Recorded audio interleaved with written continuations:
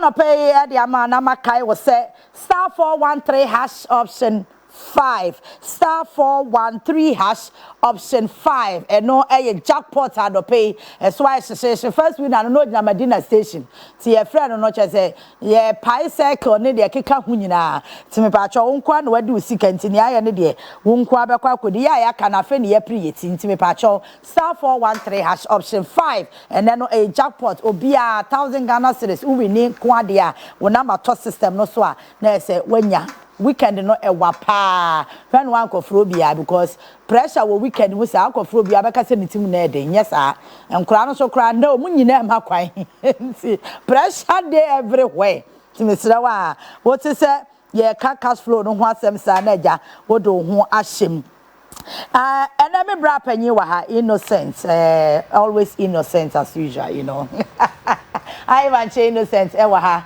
a social commentator or sign a youth activist innocent boko there yeah nyame adoma hode ho ya de nyame ase e be hia ne ne de ko weekend nti ya na me bisa say weekend ne na ko say ya bende I say ahode ne hia akwa ba ko say ya you can complain na me say ya ne ye nkeka mbomu e o complain a chere hwan na afa so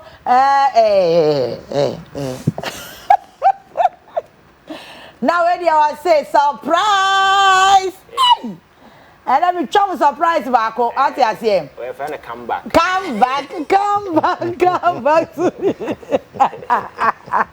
Brother Sobo. Oba. Ya feel say talk with you twem. Miss Mafimo. Shy. Mafimo me monitor mo pa na. Is there no turning back oh? Yeah, monpaye na. Yeah. Ade bi o we nyam paibo. Anya bibia na ye mpai. We kra de bia dey come to be come.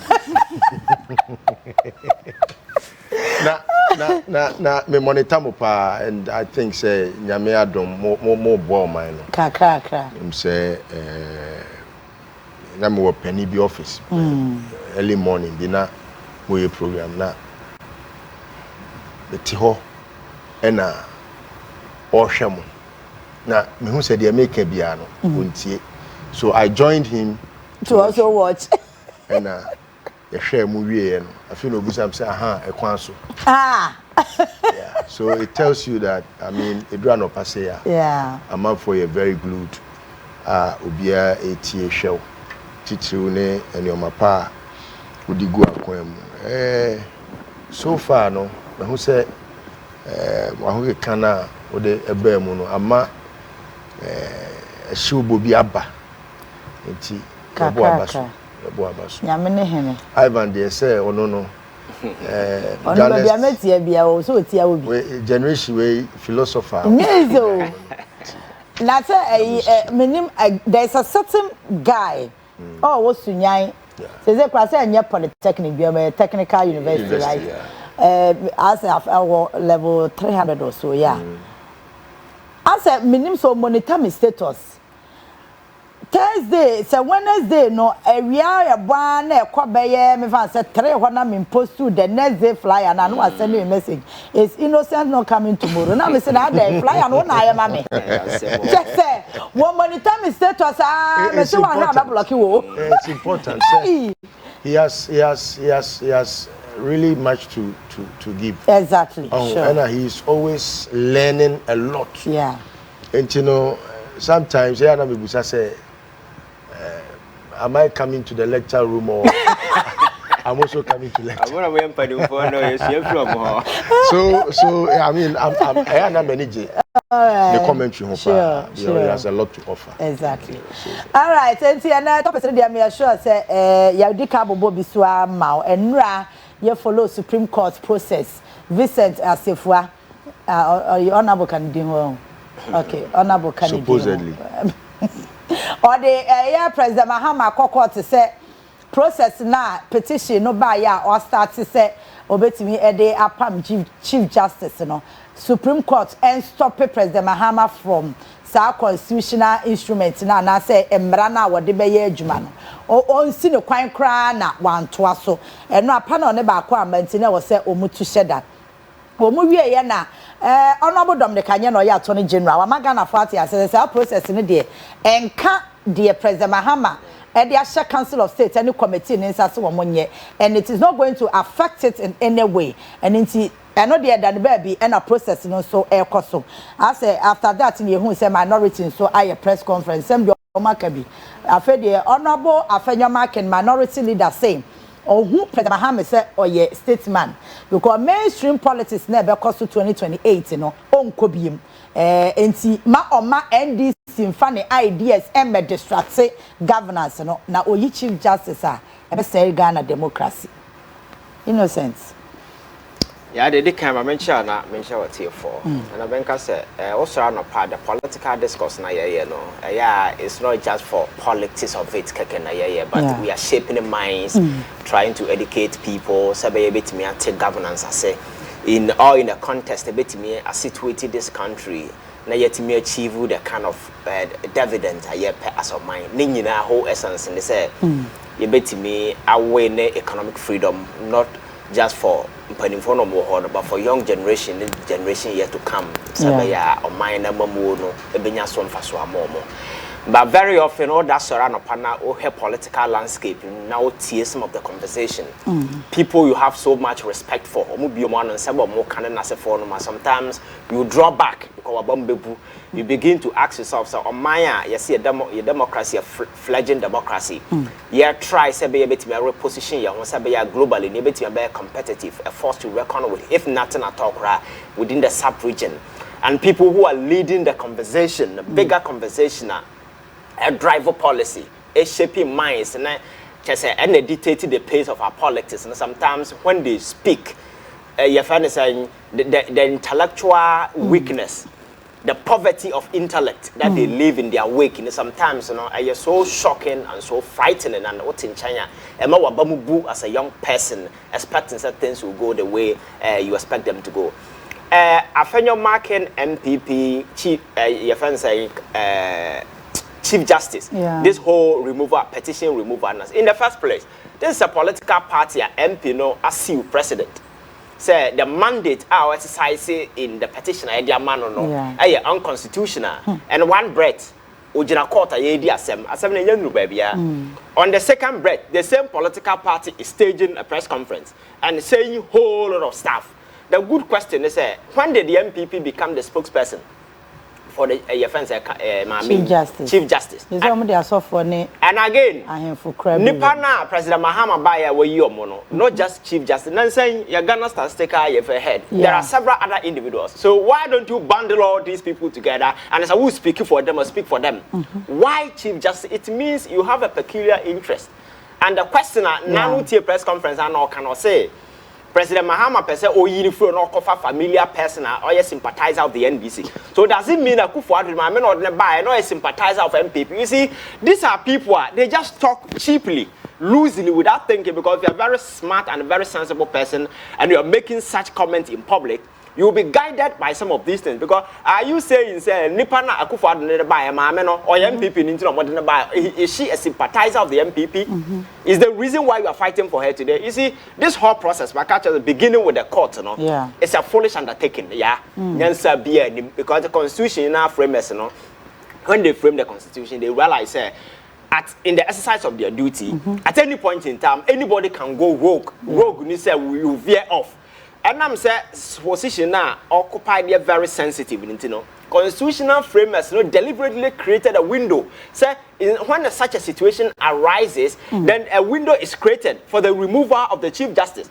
That power is not vested in the president. That is the first point that we need to make.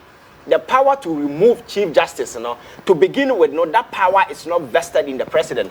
It is vested in the people of this country who feel dissatisfied. And I said they are in direct contravention. I will establish rules of engagement.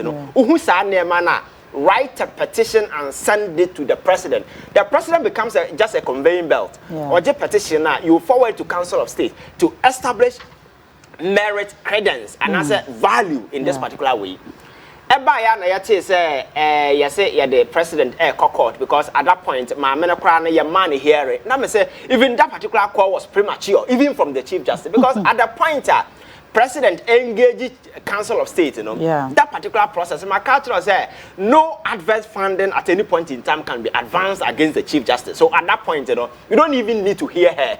But for the president to go ahead, now OMAN a crime man 10 days on far response. At that time, not sure the president himself has been kind enough to the woman. Because I was against the fact that President Mano the opportunity to be heard at that point. Because in young committee level, at that point, you know, the whole essence is young petition, you use a meaty threshold. Council of State is not, yes, it's not a discretionary something. No. That particular thing is a constitutional injunction on the president just to send a thing the Council of State. Council of State and adjudication body, all that they are clothed with the power and they say, yeah, just a meaty threshold, say, a fete, I bet me calling the petition. At that point, no. And that's more established that then we go to a committee level where a committee in that panel is an adjudicatory panel. At that point, the woman must be heard because the principles of natural justice actually say the accused must be heard. And at that point, you know, constitutional crime insists say at that point the Chief Justice must be heard either in person or through her counsel. It's explicitly clear in the Constitution. And we are MP. Now you say you are just clutching at straws. Not a party no lose badly. They have bad faith. People don't believe in them. They think that the numbers they have in parliament is so useless that they can't use it to advance any conversation. All that you need to do is to shout aloud so that your voices will be heard. So we had the MPP, you know, after the elections now. And they go there to stage press conference. Others in fear no more drew. We fear no more drew. Abrante yes, no more drew fear like solidarity that is what they are doing because they have no relevance in this modern political dispensation. So they're just clutching at straws, fixating on irrelevant issues just to be relevant. It's the reason why you see all this thing, because in the first place, this whole court proceeding is a foolish undertaking. It doesn't make sense because constitution processes that must be followed in case we want to remove the Chief Justice. President Muhammad Nasser also Chief Justice. Ghana in the petition and the president is going directly with the provisions. The constitution, that is what he's doing. And for me, he has been even kind by listening to the Chief Justice at the early stage. Well, our culture at that early stage, in the process, it's not an adversarial process. Anything can be advanced against Chief Justice. You need to hear her voice. You establish a credence. We are now move to next stage. At that point, you know, we can sit and then today, after your marking of all people on the MPP sit behind cameras and they try to portray, say, they care so much about Ghana to the extent, say, so mama Ghana will break. And I'm saying, say, these are a bunch of jokers who should never be taken serious. Because we were in this country when series barrages of foolish decisions, barrages of foolish executive decisions, and the consequences in here so overriding and so overreaching. Say, baby, Ghana generally. When the president was taking these decisions, where were they? We were out there on the street on a daily basis. Some of us were deemed enemies of the state.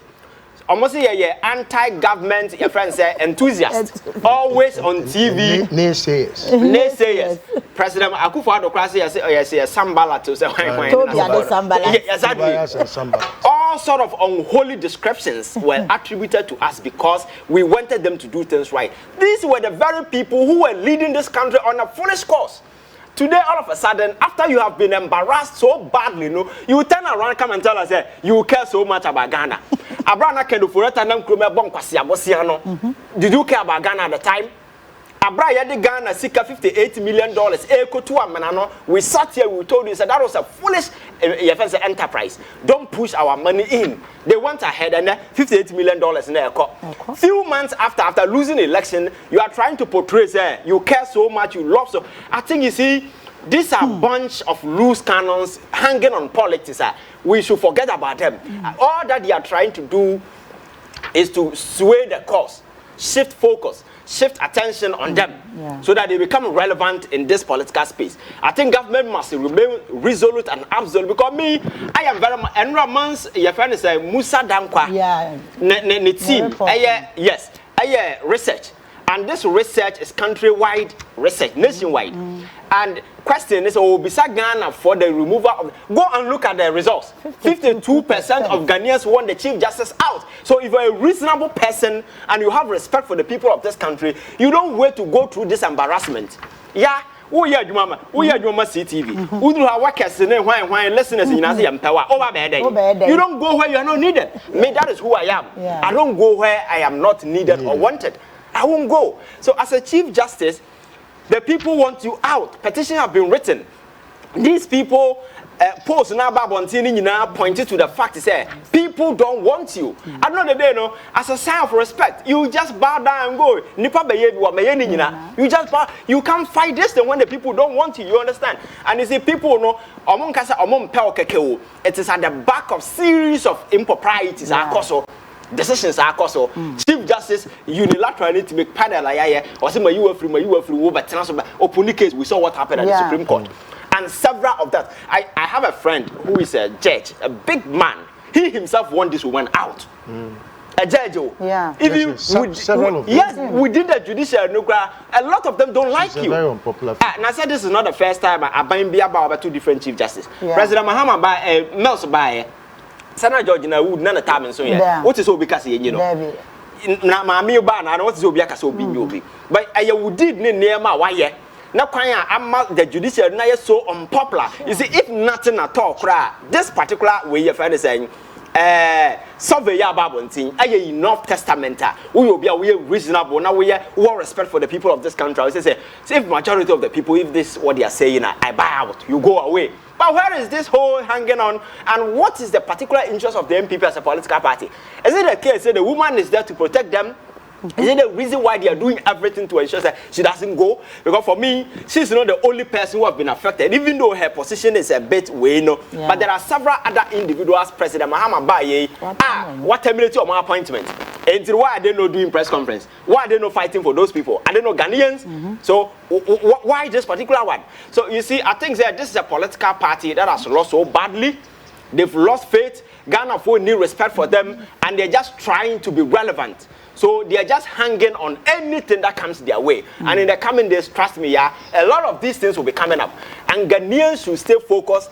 I'm urging President Mahama say he should stay in line with this particular petition. Every single of it, if there is merit in it, this woman must go. Cleansing this state institution to build trust once again. Okay. Yes,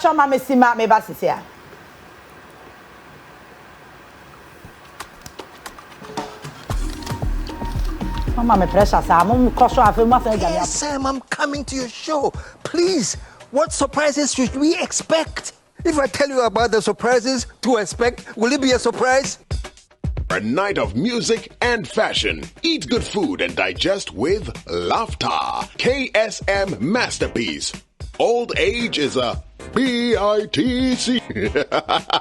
Live at the Kempinski Hotel on Easter Saturday, 19th of April. Talal, Lexi, Chemical, and Viana. Buy your tickets now at ksmlive.com.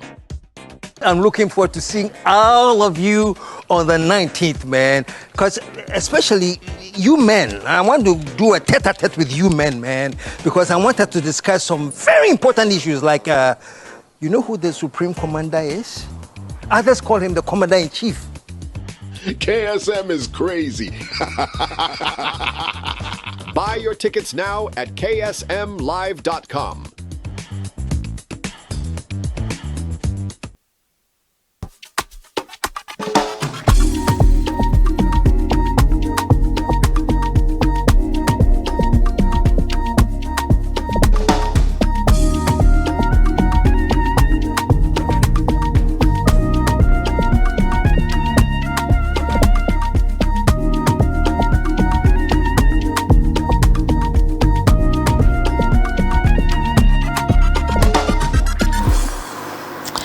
Medal says, one mamma Simana, my charm at home, Abbasisia, Bradley so.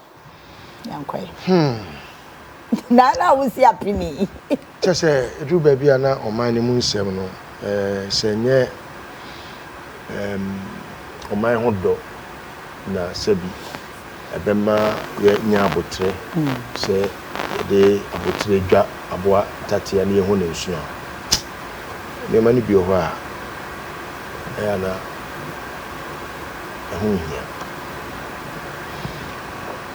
Oh, say, Oba or ye, Ashawuni ba. ontu owari nefu. Okay. What you say? Na se ye dwen oman ho ne ahwe ne nkan ko ne nimpuntu a. MPP ni ye the last person also obi tufo. MPP ni say ye say obi MPP ni na ono ekotu John Mahama abanfo ana say government of Ghana we hu say bibi koche no wokoka. Ono the last person was say obi na no e de ne sia aduasa nwotwe eka bi. It's just sometimes so nauseating to the point say according to say womaye Nicodemus say yawo omo foforo. Nti no nia Ghana for kura remfie no omo pese omo force ma ye refi. Okay. MPP ni to Ghana for any Ghana mine sebi ya banfo MPP ni. No, I mean about sometimes na ase nipa oh you see this whole thing about the omo ye ni nyina no. Yeah. Ade ba kope. 8 years under that rule of Akufo-Addo ne Bawumia no. It was nothing democratic. Yeah. They only created what we call a syndicate of criminals. And it was a syndicate. Chief Justice Kahon, a lawyer for Kahon, a judge for Kahon. Now Akufo-Addo sitting in that office no as president no. Decided say me make sure say me your friend is saying or mine in such a way say simple me nya mampani a metimi control mine from ifie na John Mahama de san say no ohoro nanim kosoro nti no oba ye no wahwe no aye hwehan because the na Akufo-Addo ye no na the plan say e was say or hand it over to Bawumia say the be ya say Bawumia mpo a president or your president or no Akufo-Addo na controlling no. And unfortunately no John Mahama enya to me ebedi mampani. And sinto a war system ni mu no eno no de board ru a Yakopon ye na dom a Ghana fo su dina so. E ka say car no asay na wo su be overhauling dia and ye be ma to me amwa ba be overhauling no overhauling ne bro fo ba ko any reset. And I say okay to reset no it means say and your mother than in nyina den atwam ti say no ye ba be ye abode foforo ben election year John Mahama win ye Ghana ni bia say it is the second independence of this country. Because and the Akufo-Addo no na slave masters ne kura pa no ya brofo no na omo ntete yen te se de na Akufo-Addo a ono ka brofo a na broni ebusa ne pardon Akufo-Addo slange president broni wa ya de wabizande pardon cancer the hwinim to otimi kasana se broni na ono no e de brofo ba no broni bra probusa ne say pardon because what brofo ne ho ama sebi antelope crowd otimi ka anchela no, baby and Yakudru no. Now Akufo-Addo was even misbehaving more than the colonial masters. Anna, Yajiafa Hudi. Yajiafa Hudi. Kana Fonina Sebi. Petition the crime mama say answer. It's because of some of Yemubi, we were too lazy. Yeah. Because I'm telling you, I have a petition very ready to present to the president about the dismissal of the Chief Justice. And I have never even used the word Chief Justice because there is nothing justice about that institution. There is nothing. What is the meaning of justice? Peri yo anyhow. In the missing a year, you say, me, yawo me. Me birth certificate no. Yawo me organ honey birth certificate no. birth certificate no say me free India and me ba Ghana ha and me nyimuye and me wo ya I was here trust me free India and me ba any ya wo me wa ha it's your friend me Rashid Kapon me boa edi apedo no edi amepedo na Rashid Kapon ya tro nationality Indian ye wi ani abetro ni maami din ni papa din wo si enu ntimi nkyira se me ye Ghana ni ana me nya Ghana ni wei wanu wat me akotro se ni maami ni papa twa school fees tokonu ni papa no ye adwuma wo ye friend say Kofo Dua secondary technical okọ wi ade ne pam no wei papa wei ne ba wei kro no a obo ya ma ye twia papa yi so ka ma ye pam ni kotena fia ene wawu aja Abraham wawu the friend Abraham Kofi Saki ne mano nyina mini momo omu nyina Ruby nom ne Ben nom ne mini momo I know them oh we are see we no obi anti island mu and your connections with the MPP everyone knows. Who doesn't know Tokoniso MPP ni? Who doesn't know? Oh, who them so MPP? Why MPP ni? Who cares when MPP ni kwa pono beyaka? Hey, now some of them nim so MPP ni. Why MPP ni papa? Nim so Chief Justice. Ne ye na be man kwa fa ka se bi o MPP. From the ye no, why ye chese why ye jealous of say why ye party member?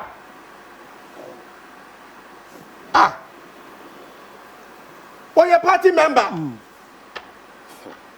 And who play the role as a women organizer? And to that syndicate now, create here to loot this state, She was part of that syndicate. Judicial, will be any. Just say, a man for anun to mean trash here. Oma G, almost say, okay, criticize Chief Justice, what but mine? Now, what would I be sabi? Akwe was at or your gas. Yeah. No painting, I mean,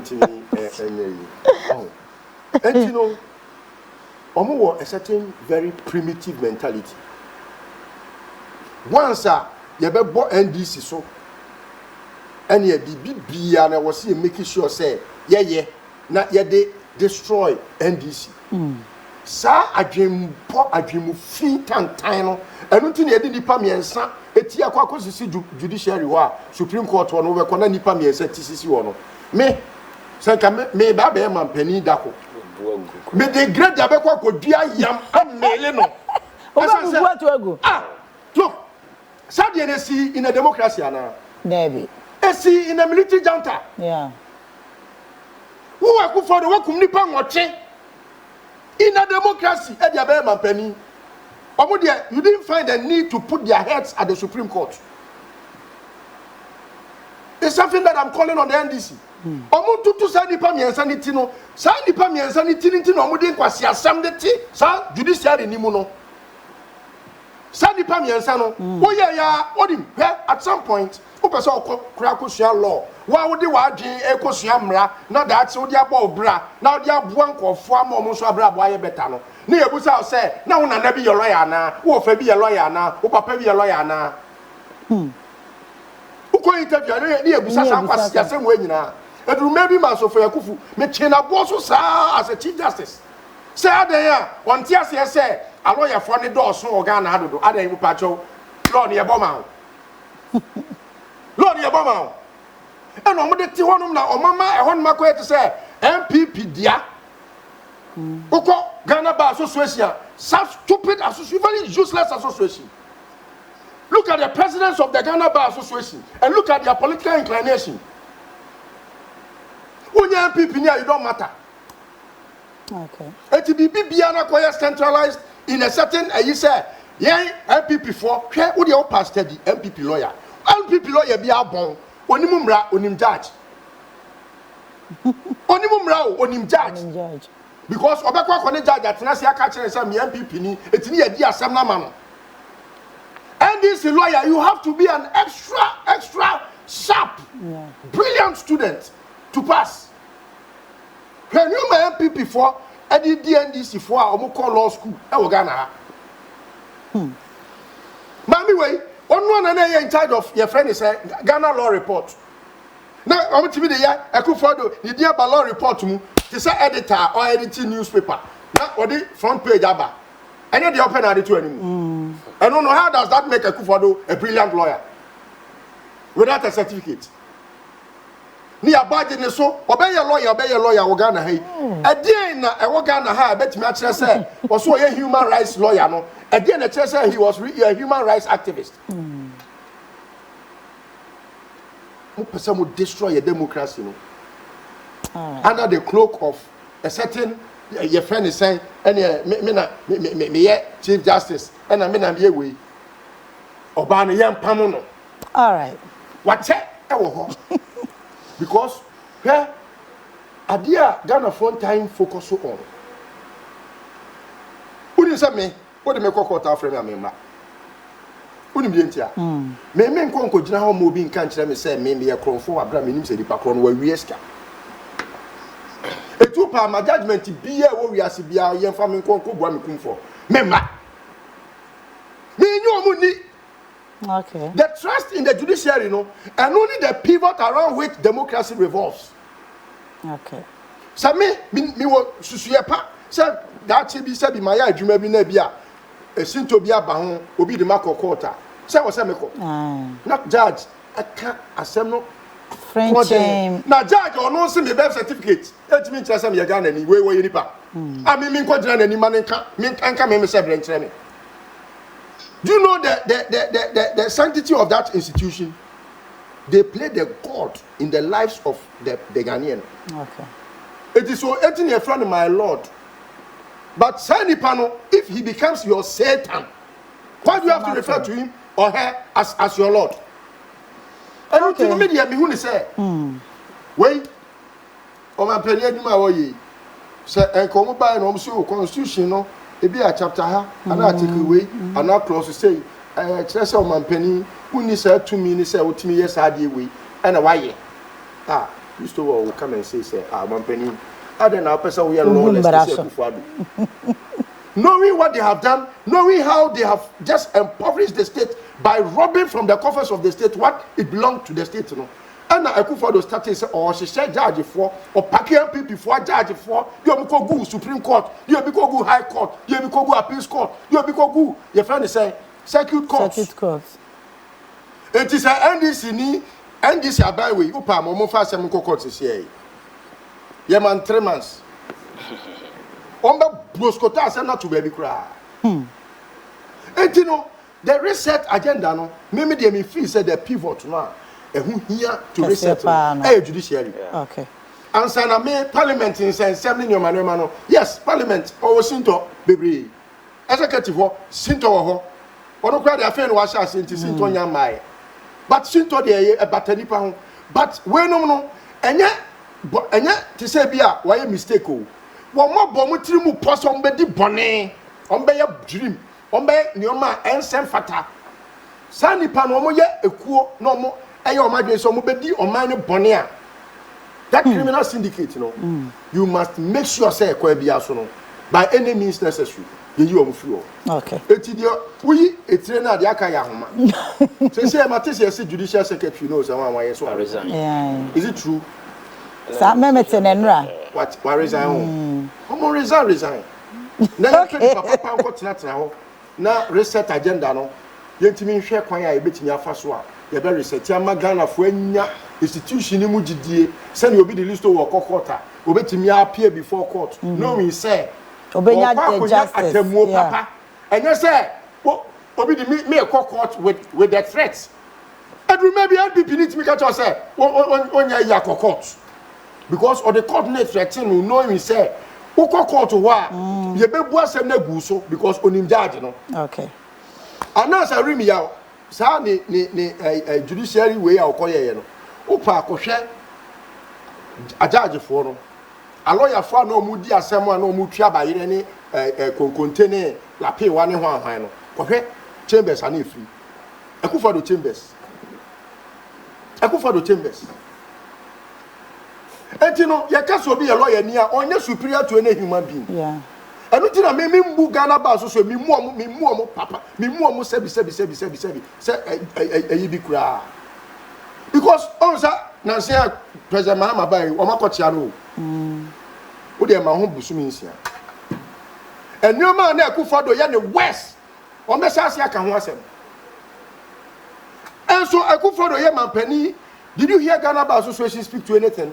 No. Me, I mean, a champion. One more, what that? When any escape wafuba, when any so MPP. Now you are now NDC force so, Muntimin Tiba Association be Association Air Force. I don't think I say constitution review ya be. Ghana Bar Association, I am man of some notoriety be or constitution. You know, I will delete your fire eraser. I'm preparing for him. And men taking Tungu baby cry. I am very useless institution. More democracy, no. They are very selfish and self-centered. And MPP for NAO Muku, and NDC for Ku, and Ghana Ku, Ghana Bar Association is a NPP for the tier. That is a Christian Council, a NPP for the tier. And more NDC for no. If you want to have a friend and democracy play in a very nice manner, you have to bring about rivalry. Muntimukuo, the true Ghana Bar Association. No, be able to say where you are for cone and Kwasiafoni nie. Separate yourselves from the chaff. Let the grains stand out. Okay. And the chaff also stand in the bed. You only the bed. The baby. Moving forward, no. Yeah. Chief Justice Adiano, me say, and yet Constitution ama a year. Like I don't hammer just by a stroke of a pen or try to cement papers with their left hand. Okay. One more man. When you say card there and could just Tom and women. I find no market to me the Asema bedroom neck and they are a money judgment. Now LGBT and here and collect to Mutu, yet you collect books about yet near the other two and him. It took more than about 1.5 years. Now assembly the whole. All because on person could for the crab sign. Yeah. Last minute I could for no. Or bow out, no. I feel na, my judgment, no. What? Okay. Or you're more partisan than a Juma, I will say, oh, yeah. Okay. On self attack. And the earlier they sack her, the better. May I say, ni young comrade, I'm going to see one, no stopping, no. No stopping. It's innocent. Over rapper and I call way no so direct. Yeah, I think our press conference. No one said you will pia three for back for the trophy. So I back with Jina. Nana B eto and JFK to na we so tewo. Afa your market to and I microphone base 4 5 be su edin back tuntumbi. And I saw signal for your market say I won't say TV 3 microphones here. Piato piato. One almost piato to me. We will be another stress. I am crazy. We will be a winning answer. Media Jedra is one of the biggest platforms that we hear. Party in opposition. You need media. And Obi Mark, you are sending a message out there. Somebody is giving you coverage. What's our Pamno influence? And I make us say, you see, these people can never be taken serious. Yeah. The focus should be that. Let's say the focus should be straightforward. Okay. Ghana for our concerns about the judiciary. It's not about the Chief Justice. Yeah. It is not about the individual judges. It is about the sanctity of the system. Yeah. Because the whole essence of voting for John Mahama now stems from the fact that institutions have been compromised, and that there is the need for us to enhance them. Akufo-Addo was government was a corrupt government. It gave birth to a lot of bad institutions in another way. Time has come.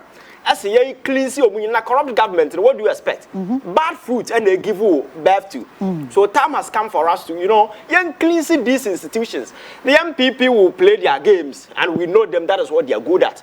Clutching at straws. I think the president must remain resolute. Yeah, you see, baby, I don't know. First, and judiciary, that nonsense, this stage, it doesn't happen.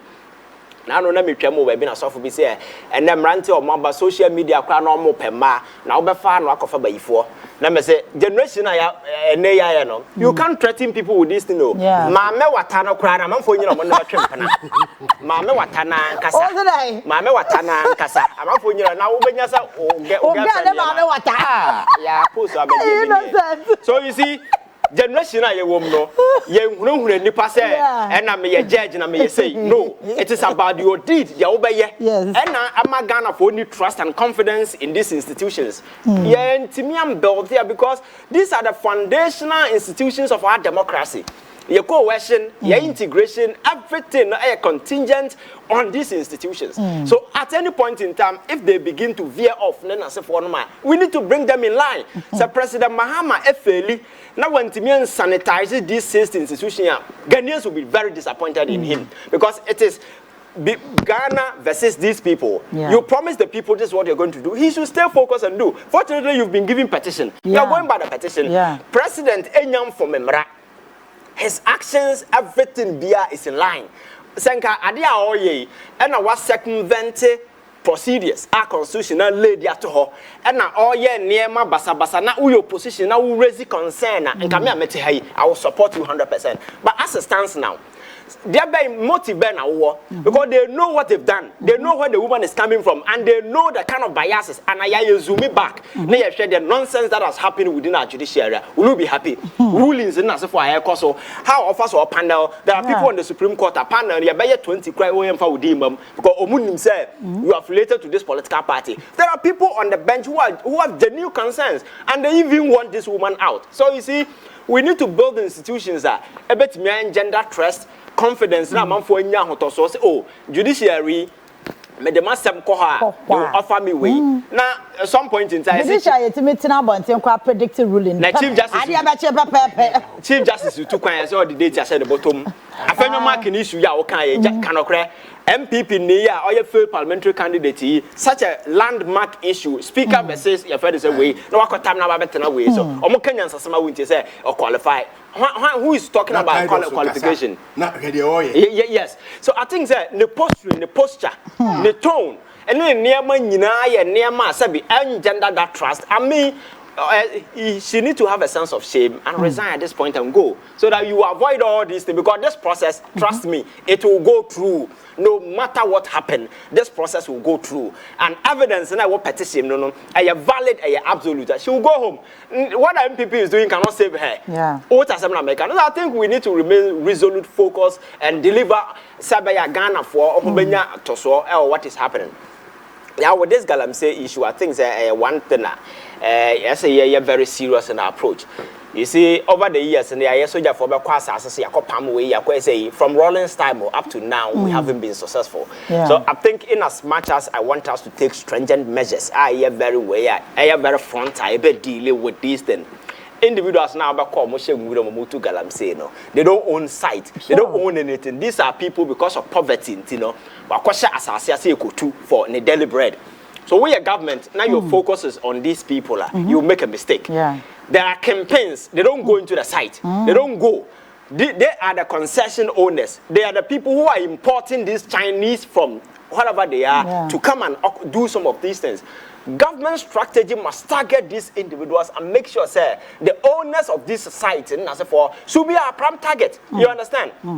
Because it's like washing your feet, abra wash your socks. And again, so we have your mining regime over the years now tilted to favor foreigners rather than Ghanaians. Ghana have come to the realization say who owning resources now, you must benefit from it. What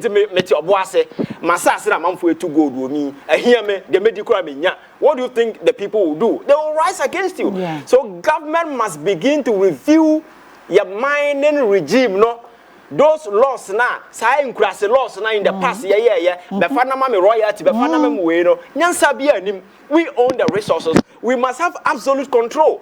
Countries, with me, yes, and Saudi Arabia, who say our oil, or taking idea, hiring American companies with services expertise in as a form. Of Saudi Arabia, yes, on the rig. The individuals there are Americans and UKs. What the expertise, but yet they work for these people and they pay them at the end of the day. Why can't we go by the same model? ya de ne nya ne atam ne abamo maje. So Ghana for will get to the realization say neema na won emwayen and yenso we need to. This galamsey thing I told you the last time say abanya by what you have to do is say you see at every district, at every region. Baby galamsey no cost no. Form a state-owned company. Let the company employ young people. Government, because we are then nipa be two at the end of so you lead. So these people will be working for institution under government, highly regulated. They are going by the Nema procedures. These people will not destroy our soil. By a time na ye jagu hokake na soja foko gu muram na ya pam we go pam the panu free wa. The following day we can go back. Yeah. They will go back and occupy the place. And again, unemployment situation. We must also begin to look at it because it is one of the driving force. And one major idea about committee has to do with the deportation of these Chinese people who come here. For me, I think it is one of the most stupid policies if we are going to implement it. Yachi China niya. Yamfani si premu no nko na yachi Ghana ni India yenjeli no. Nyansa be ne wom. As a country, we don't even prioritize our own people. We are putting premium on foreigners. And I was shocked to realize, Manasseh investigation in China for a from 2001 to 2021. I go for the tablet we can't do this. And our people are in prison. Our people are languishing in jail. These are people who bring high equipment to this country and they destroy soil and so forth. And I was say soldier for call baby. Yes, operation. Western region. Exactly. Normal, I hear a whole community, Nipo over 10,000. Nigeria from Burkina Faso. Just all the African countries that you can think of. Yes, and Chinese are there. China for exactly. And Omoya counterfeit, Omoya drugs. Just say. You see, China an approach. Oh, okay. Just serious. Yes. Yes, serious. Yes, and this other way has been there. We had dining as a phone. And then start here. It's been there. Yeah. And that is the source of money among Fonya. So they are comfortable, and these people are doing some of these things. We turn around and pretend that we are fighting Galamsey. I think that we need to. You have to revise our methods. Yeah. How a bit me deal with this frontally. And yes, sir, you never say just to satisfy the greed of some few individuals who want your friends at Niaman or Muum. And unfortunately, when they do these things, they cannot cry Magana for home. I go into private pockets.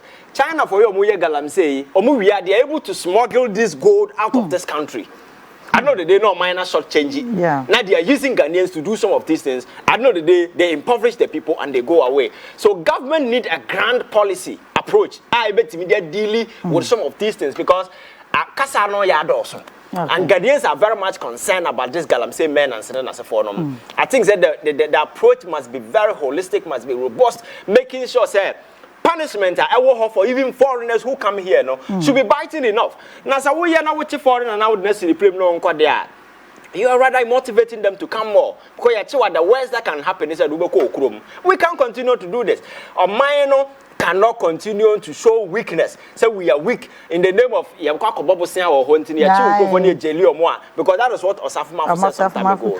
I think we need to get serious as a country. Yeah, I am making sure say reset reset here, reset all facets. Now you create the maximum value out of our own natural resources. So be able to benefit the people, but not benefiting other people as well. Now, I'm to say I said that man way, yeah. I think governments are taking what government need to do is we need to nationalize that particular thing. Now you only and whatever services that we require to say to we can hire from anywhere in the world, and we must begin to renegotiate existing way, including Obuasi land now, Anglo Gold, other people are taking, including recent deal. Kufuor to sign this lithium deal. We must begin to own these things. When we own it, I think it will sad natural resources. A bit a country like DR Congo, and right now, because natural resources or more can even take care of the whole of Africa, but have poverty because some individuals, because of greed, want to take advantage and own everything. I think we need to rethink as an Africans. But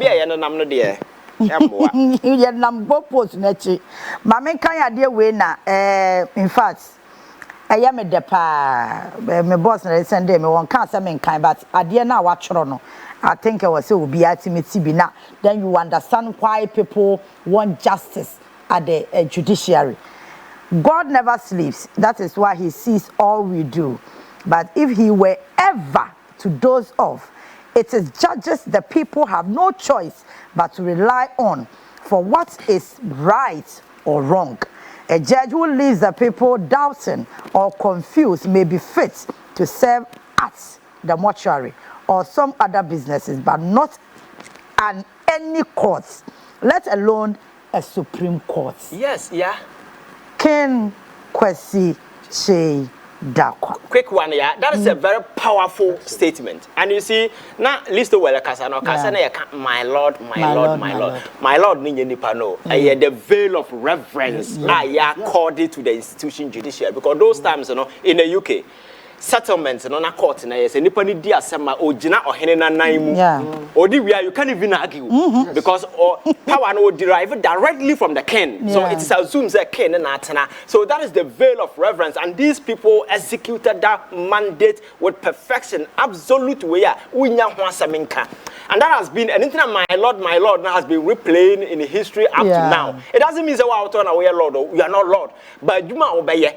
But we've gotten to a time obi say oh yeah lord etia kondwam kwaje aponche de ninu akoto prison and you sit here and we say because we are Supreme Court and can wasem no it can't happen. So I think that we are judge you need to live it. I active value principle you need to live according to it and always you must live to sustain that trust between you and the people. At any point in time if that trust is not there you need to resign and go. But unfortunately now me Museveni in the video African leader or yare when you stroke on so to say be the machine shenachi but yet he's still working as president. I saw that video. We don't want power to go.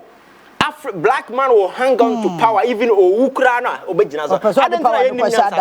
you understand? So I think we sometimes say near favor let it go. Power no nya no na what you won't die. All right, Bradley so. Oba you kan galamsey hu sensem no bi say yakabia me de be futu but ade bia ekoso wiase bia say unima de cry you can't solve it. Okay. Identifying a problem is almost it makes the problem half solved. Sure. And the identification here oh yeah can galamsey obi wa bam na unima de a friend galamsey a over then wako what I say and until I say na future me say abai any boys ni na nya de na edu ba bia o mon kasa ye ya ye bia ye mo me yemfa ye tusu ye tete no na obi CID ni a otumi kwa aware na dwumenti o o kwa aware ma aware no eso atimi di investigate either bema na oba se bema eye CID ni no kwa aware a obi a o ko investigate oba so oba kwa aware a CID for no obitimi ko ye betwani o baabi enye se abetwa no ne hia no but just so that ebi a omunim se ebi abetwafo edi boni bi ewe kura bi ase emre bi sehwi ba ko bi si ho ema menka busuafo ya omukuku akola bi ewi ase no investigation ne ko so ama sa abofra na omuku no CID ni ba koware ebusu ani no ye investigation ama ye hu ye ekosi ye what you say aban emen sebi omo tu galamsey 24 say oban sua na wo so kotobo wa okay the only reason why obi ye Ghana ni a obekwa akose nsu because ehia Ghana ni said that enye na adwen se opese wo say bibi nsuwa ne ye kwaya bebrebe ase ni nyina foreigners minima de kura ayehu wo mawe mu a enu nti no ye ntimi nya ye mugidie se ye hia foreigner ene e de atue gold wo mawe because the last time I checked Gold fields. Omo to gold or my way mo. Omo mining activity be omo ye be a earth moving be ano Ibrahim Mahama engineers and planners na ye. Enti say Ibrahim na to gold no. No we are the amabroni no. Na broni ne de keti wani we bi te say due. Less 5% ya ma wo mine na obetu gold ni free mu a. Etu bu sa ho say unyansa wo he. Unyansa Nyankopon de ma wo a wo sa de gold ne kan ho no. Wo he fa. Yeah, sir, mine a mini minor micro minority for minute minority for. Omo no akwose nkofo bi achi. Da man 30 years na so. Yeah. Aban say me ni da man to kwanta. Ya pai. Ai. Ni nyina go fields. Sir, da man go fields adwuma a oye no. Ibrahim ene etu. Ade ma da man go fields for.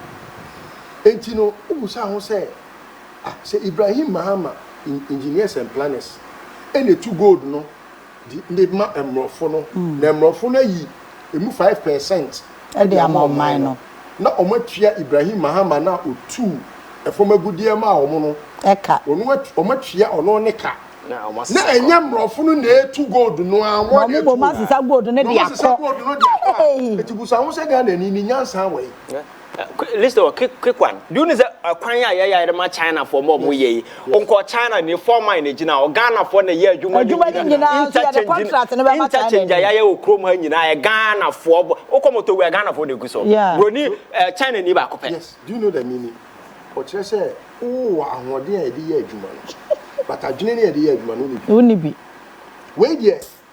Adwene ne e de ye adwuma no. Ibrahim Mahama company engineers and planners. Omo Wono timi sisa Ghana for na watwa wajibe sa mo twa ticket mo de o makotena school mu wa brochire se mo nyire mo nsua de na mo mra meya adwuma o engineers and planners nipa 200 no de o mko enti no the requisite knowledge a ye de to gold e wo Ghana ha no in fact our Africa no ya bona ba so say obi bie ni wo ya Africa ni a owo sa company a etimi ya sa adwuma ni bi. I don't say South Africa for crime no. Yeah. Big consignment. Mining companies say Liberia, Sierra Leone, no.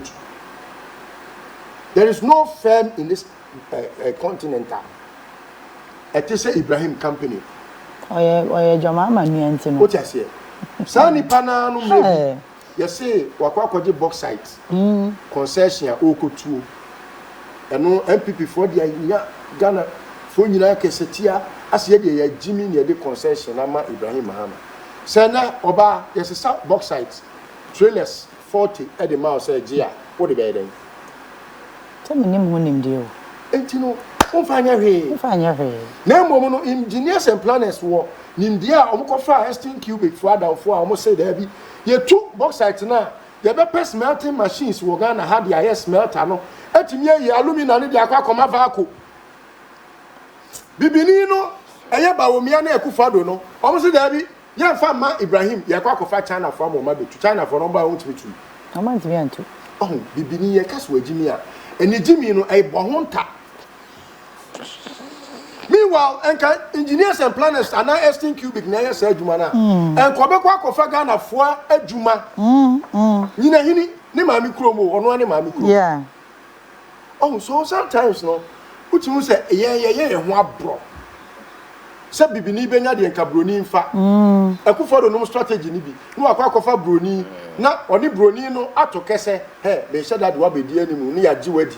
Ya jiwudi ya ye beka se broni na etu. Na meme no wa ba be che ne wa mfikyire. Enu nti na covid ba ye na akufo do ni nyansa mu no no gucci fo na ye test ma ye hu se covid aba. No gucci fo na ye nyuma ni nyina so so akwa kofa your friend is saying frontiers Equatorial airport e mo mu gigi sika ewie o mu declare 17 million e ma Ghana just 1 million oh bibini adwene enti no ye nipa ahoye awo do ye too envious of each other obi nim say ukiki ye fe pa o kan say oba ukiki ye fe yeah we dey say papa me wo papa wo obekwa akofa ne dia ba no na ne nsa ba ko abu oh obi sha atare kwa na efa yenka because ye di otan bi otan hunu otan ani aduro ase yemu diamond for de ya kan wono na woto ade no nti don't you think say we say government tenase na free Ibrahim Mahama say woni engineers company ni din o engineer o say planner engineers and planners momra momien tenase Ibrahim no na wotu gold man ko fo edeko no mama just 5%. Ade na wuntu na oman ntimi benefit bi a 50%. Na wo machine cost na neoma boys abe for madwuma workers bebrebe no so mumfa 50%. Na boys a wo gu galamsey piti mu nyina won se nka ya be for mu nyina na say e so what na e bia ba bia omo ye man na hodo no se ye de ahye wonsa una ye earth mover una wo earth moving equipment una wo the expertise it say no ye ma wo wakotu gold no gold bia obenya bia no aban regulate because say ya ti gold board no say boys na omo no obeya adwuma no so munya gold bia ye ne omo be che omo benya ohamu chichemu say wo machine cost any wo expertise ye betua say na o man na fade aka simple we eye nyansa eye common sense se broni China ni a wono na motom kankan ebeba be fa akọ ye pe no chance ye nua bibini just am do wa metiase China ni na ba de ohia ni excavator yeah no akọ ahemfo kra omu omo do mo ye dey China ni a wodi ohina temu a your dirty you dirty ono a wakasa ne hu fi no ka ka kira ohina so ohina ye dirty na omususu no kakira omusu bedie nti na wa matana ni kwan ma na wuram akowura kwayem no wakosai kwaya no because oye no indiscriminately tese oye ade no to the point say ya ne kuro say ya emfa ho nyo ne ya nete ha so the man say you man emfa ne ho so the sign of the good you man emfa ne ho it is how the ade ma Ibrahim kura na see Ibrahim unko abi kura wontimi nya adwuma ni nti no tete nkwala na fe ba bibia ye to gold bia no se ne be ya ye nsensuo no ye be pese wo be ko ho na wo be kire o mo se ne ye be si fa ye no ebi kura mpo a schools na wo ga na ha ni expertise o betimi a kire ne ye a ye be sere wo se ne ye ne da no obi otimi bua ni pa 200 da no omo ko in batches so ebi a make any or fa ni pa 1500 adwuma but they will be going in batches we na we aba no ma be omo ye adwuma na we mu so ko enti eneme no ka say ne staff a omo ye adwuma no the expertise they have no ebi ni Africa ha na so no MPP ni nim say Ibrahim nya NDC fu anya oye joma ma ye mo ni suje tira mo ba 8 years na mo ba ye na mo say mo mani into box site no box site na ku for do there 2 plates so atwitwa we mo dwene ni so ate say ntatira ba dwene na ntatira ba krampo ni me tutu ho a ase me ya ka say mo ni nyansa because Bible mu say kwa abo atati anche ko so nyansa asa anoma ba ni mo kese no ade do mo tiri mu no eso too much Pentium M na twam say no ye ko terabytes any gigabytes ati ye be sere mo okay baby adro no dalam say na to betwa we must bring on board those who have the expertise okay ebi krampa na Ibrahim wo a certain module bi ana say the company dey wo module bi a omu use o kai say mrebi na joma ma ye campaign no obo ba ku bi so obo so say ye will be a friend niche yeah we be tu ensuo bi to set dam na ensuo ni egu fa kwentini nko ba bia ensuo down so watu mienu miensa yeah enti wo wi a ensuo na ye fi no wo betimi asa wash ensuo no amana sa akogu another dam mu na wasa ba use dia ye adwuma no wi a asa ye fi no wa wash. Don't you think it's something that is genius? Yeah. I think, say, moving forward, no. Say, yeah, come on, more free, quiet, you know. You need kind of strategy. Okay. Engineers and planners for Ghana here. Ibrahim, a be our friend and enquire. John Muhammad, your friend at the court. One one enemy, on calling saying, the second in that and the cushion and our point. The woman answer. Yeah. Go face you may only two. Anglo good crab come no need to. Go to be a two no Ghana have only two. Tiada na ye to go no near the mabroni ama ono repatriate. No dia Canada ko ni krom. No ono ama oketu anu abi. Say Ibrahim anya ni sika. E ye go no okotu ye no ono anya ni sika. The machine sika no anya. The machine sika. Eti mo be the machine sika ama no. Roni no when you gold, no. So say we to that man, say be a Ghana out of 100%. Be our say, me name workers, ya for 50, Oman in 50 year. You know for so. You know for so. Na 5% 50 nessa. You know 20 year, say 50 year. Yeah. Emwa. Ebeboa. It's messy. For me, I'm fat, say or tiny son, your man, you know, tongue. Now, yeah, a better benefit. A big grand making, a fellow market that you're sorry about the constituency for here, my. What mean can't change the Galamsey for in the constituency? Say the constituency for no, any MPP for a constituency for no, you know, a full beer, Benjuma. Now say, Estin Cubit for a in a hilly box site, year 2 gold, year 2 diamond, year 2 hat, year 2 hat. And yet, Papa and Chen say, Yakofa Bruni, China, go feel so, Yankas or Munko, New Monto, Yankas or Munko. But and for Swa, or Modema or mine. Yes, I don't know. Now 5% to say, there be another person who says, I'm again. One is all that go board. Wrap up on it. And to say, no, New Mont for 2 go there. Or move it to me, or move go that corner. Okay, I said, just here the fat gold board. So met me the accordia. Don't you think say a bit me and NKOSUO cotton or mugo ama new month of one. I think a question can see was saying address all these address no not ye homegrown solution. Okay. Why be fast so I bit me I think on our feet and mine are gold.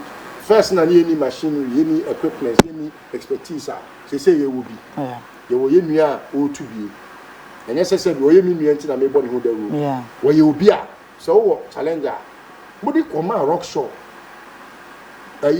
bauxite no rock show ontimi kura nje ontimi two bauxite one headpan ontimi two any money bi o wa na me afama wa we ya den ya wan farmer okay say ni ba ku foti but the man wa no the amount but last but not the least let me hear guide for na say share Obaaya say what cause when prison Minu Gregory Afoko nti me de na me na yi nti awo ewo hwe obi kan asema obi timi asu eya me follow minu abako Ibrahim kwan a ye fa so a ye treat prisoners obi o krampa ye kana asema court kwan a judge benya abotre atie na atimi adwa ntatie anya ne nso no onya abotre obi akoma ni sika eti ne focus nyina ne se akwa we kwan bia so so odi fo me makabida na me sa kabiem me metwa bribe ama judge da e free da me twa sa bribe no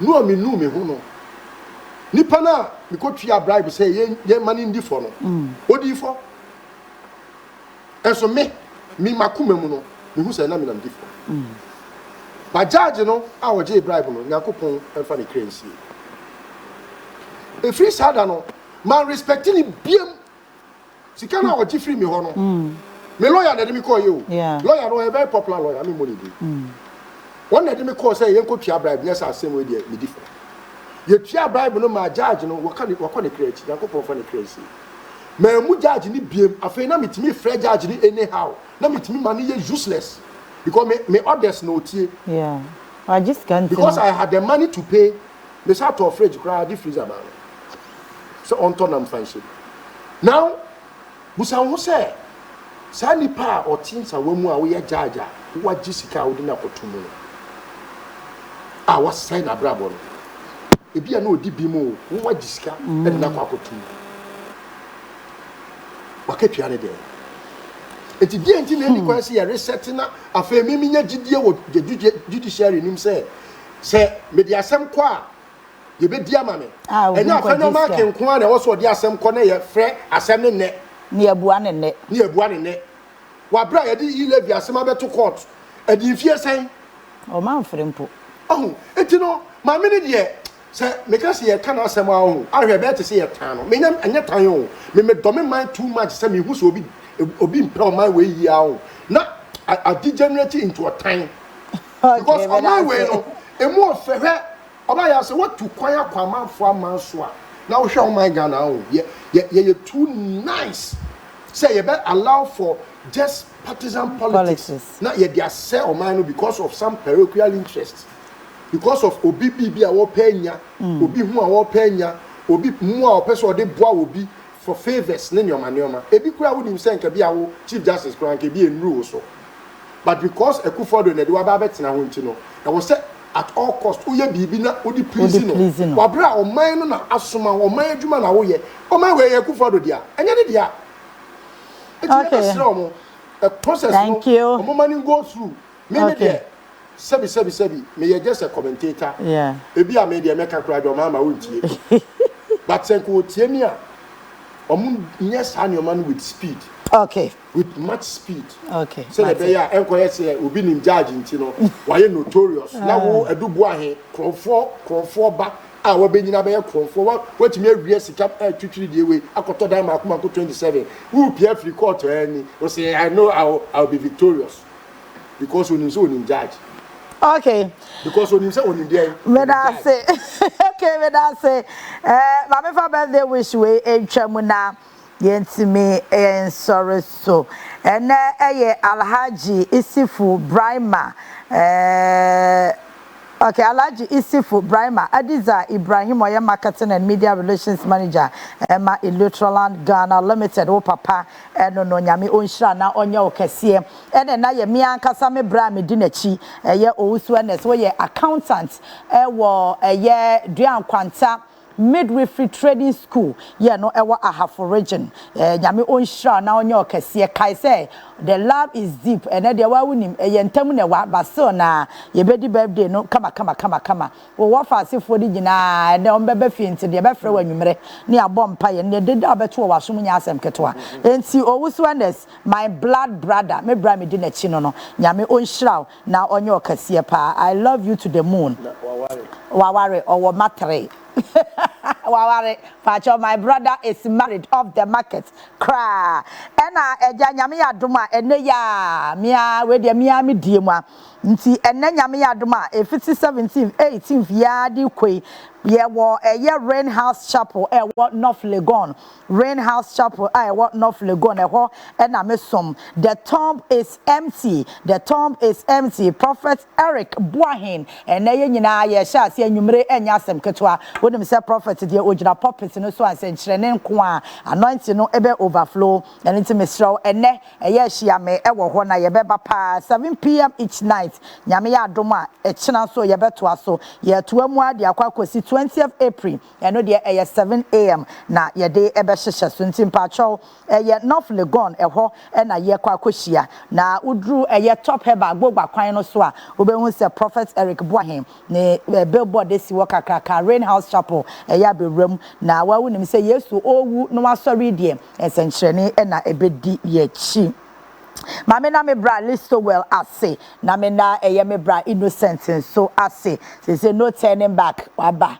nti said ya wada bia say ya obi anka ye ho empe komsi bia timbacho nyame ya adoma you know say thank you very much bra listo well me da ase nyame ya adoma o china it's always a pleasure yeah o china de mpacho ye call ye kana say me call Rain House Chapel ye kwa akoso uza minimum sofu pa unim Prophet Eric Boahin oh okay oh enipa o oh enipa pa mpacho ya bra na say me kwa so ya chepa hey oh yeah and mpacho ya sha se na anwumre oh say me no me ko Pentecost but opoku nyina ma Pentecost na funu nti na me nya so ren kobi and mpacho Rain House Chapel ye beje o bode ebi ama besra mo mpacho besra ye letimi no maso ai woni ye so Francis amu wo ho na Francis amuwo na aba no the Francis the press not to so popular than ja to me ba cho enanwumre ya hia mo Rain House Chapel I did there live and colored pa cho chena nyame ya adom a ye ntimi animu hia Easter no bi e kwa kodi ne de ntim pa cho ye be hia Tuesday nyame ya adom a ya kraw